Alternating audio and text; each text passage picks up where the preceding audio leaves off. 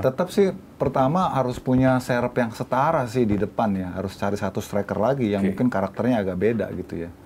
Untuk bisa menjadi apa ya, menjadi pesaing internalnya buat William Barros ini supaya ada dia juga Ramon Tangki sih sebenarnya. Nah, dia itu kan dari Visaka kan? Belum dicoba ya. Belum dicoba. Karena Persib ini kan memang sangat mengandalkan persoalan klinikal. Karena kan memang itu yang dibutuhkan Persib. Terus sama flanknya sih menurut gue sih. Kalau belakangnya sih gue liat Matekardi terus sama Julius Caesar udah oke sih. Ya. Ciro kalau kita lihat di laga-laga akhir Persib, walaupun Persib di 3 pertandingan terakhir udah pastiin gelar juara ya. Tapi di momen-momen itu kan Ciro juga udah banyak yang cocok lagi dengan umurnya. 36 pantas nih dia nih. Jadi udah nggak tajam lagi, main terlalu lebar, nggak berani klinikal masuk ke dalam. Tapi beda kemarin waktu main di Indomilk ya kan.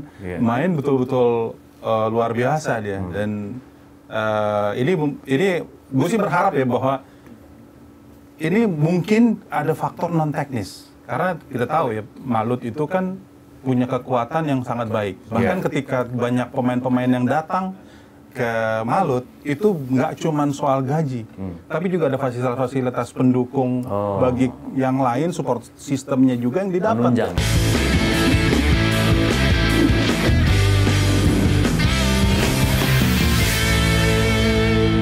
Oke, tadi soal tambahan pemain asing. Kalau dilihat, pos mana yang kira-kira masih butuh tambahan pemain asing dari Persib ya?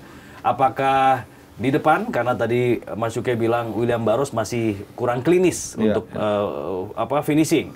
Atau kita lihat juga di posisi gelandang bertahan, belum ada pengganti Matteo Kocijan sebagai gelandang bertahan murni gitu kan. Kalau kita lihat sekarang Lucho atau Gococe ini kan cenderung sebenarnya kayak lebih menyerang gitu. Iya, ofensif ya. Tetap sih pertama harus punya serep yang setara sih di depan ya. Harus cari satu striker lagi yang mungkin karakternya agak beda gitu ya.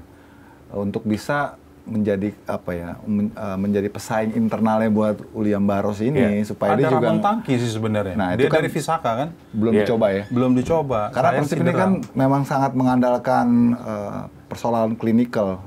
Karena kan memang itu yang dibutuhkan Persib. Terus sama flanknya sih menurut gue sih. Kalau belakangnya sih gue liat Matekardi terus sama Julius Caesar udah oke sih ya. Terus fullbacknya juga oke, gelandangnya ada Gocekea masih Maklok. Mungkin gitu Dewa yang bisa jadi gelandang bertahan ya. Bisa, Dewa. Kemarin belum sempat main ya? Belum. Ada dia di bench ada.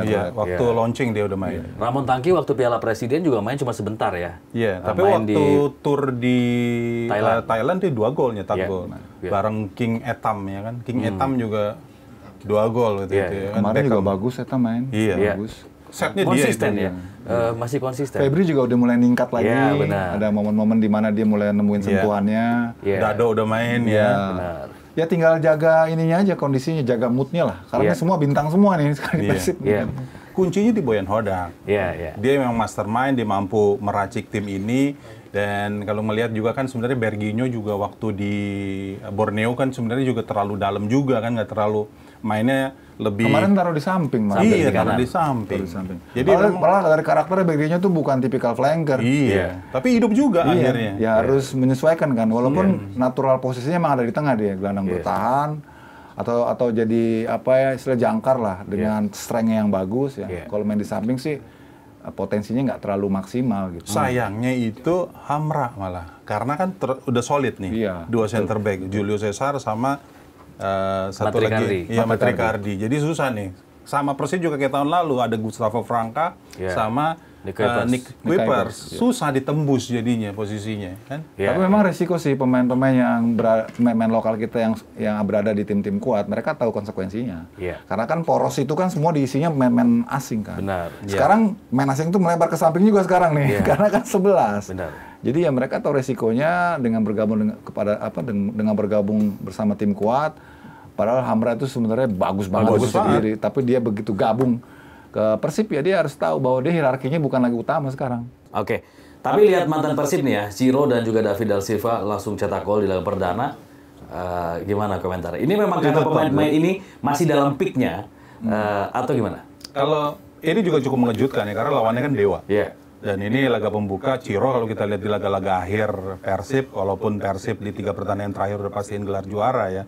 Tapi di momen-momen itu kan Ciro juga udah banyak yang cocok logi dengan umurnya. 36 pantas nih dia nih. Jadi udah nggak tajam lagi, main terlalu lebar, nggak berani clinical masuk ke dalam.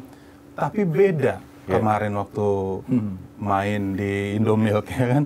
Main betul-betul luar biasa dia. Dan ini gue sih berharap ya bahwa ini mungkin ada faktor non teknis. Karena kita tahu ya, Malut itu kan punya kekuatan yang sangat baik. Bahkan ketika banyak pemain-pemain yang datang ke Malut, itu nggak cuma soal gaji, tapi juga ada fasilitas-fasilitas pendukung bagi yang lain, support sistemnya juga yang didapat. Menunjang, ya. Jadi memang membuat akhirnya gairahnya itu ada lagi, Pak. Jadi sesuatu yang berbeda kalau di Persib memang profesional, ada ya pasti ada bonus gol ya kan, bonus menang, bonus assist itu pasti ada. Bonus di atas 70 menit main itu juga mungkin di beberapa tim ada. Tapi mungkin juga membuat para pemain di Malut ini, 4 pemain yang pernah di Persib akhirnya punya energi lebih ini. Karena ada bentuk apresiasi yang lain kalau menurut gua. Hospitality-nya kali ya? Nah, bisa jadi. Penting itu. Bisa jadi. Karena lain banget mainnya. Dan gua harapkan sih itu setelah besok nggak cuma lawan Dewa ya meledaknya. Jadi gue terus terang surprise ngelihat Malut yang cuci gudang, 17 pemainnya semua diganti, datang pemain-pemain baru, walaupun kita tahu kualitas pemain baru ini terutama asingnya emang gacor-gacor, tapi kan meramu tim dalam waktu yang singkat dengan pelatih yang baru juga nggak gampang, dan filosofinya berubah. Benar. Lebih pragmatis, lebih vertikal, lebih taktis mainnya.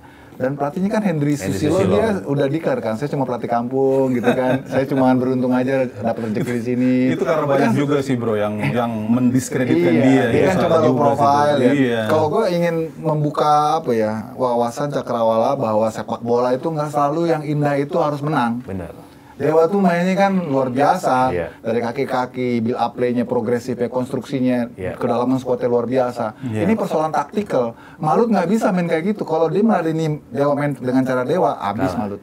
Malut ngandelin pemain-pemain yang punya kecepatan, punya eksplosivitas, dan punya opportunity yang bagus di depan. Jadi mainnya simpel.